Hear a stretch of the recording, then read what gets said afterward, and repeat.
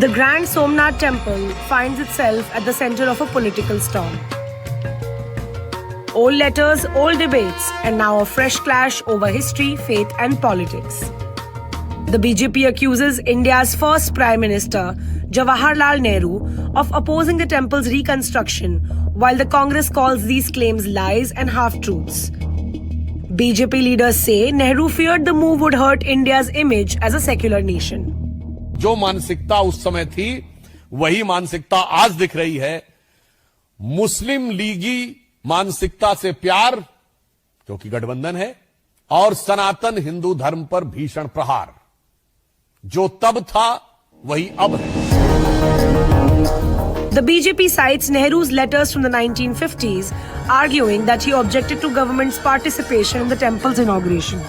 The party says this reflects appeasement politics of the Congress era. The Congress has hit back sharply, calling the BJP's claims lies and selective interpretation of history. It says Nehru never opposed the temple, only insisted on keeping the state away from religious events. कभी लूटे गए थे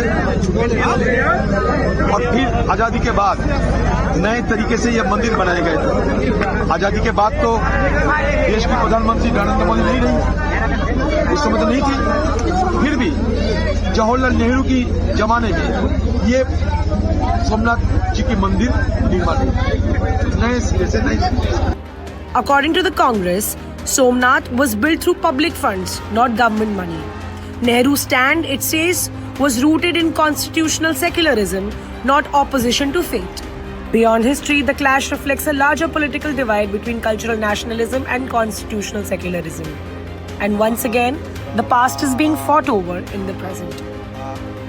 Bureau Report, NDTV.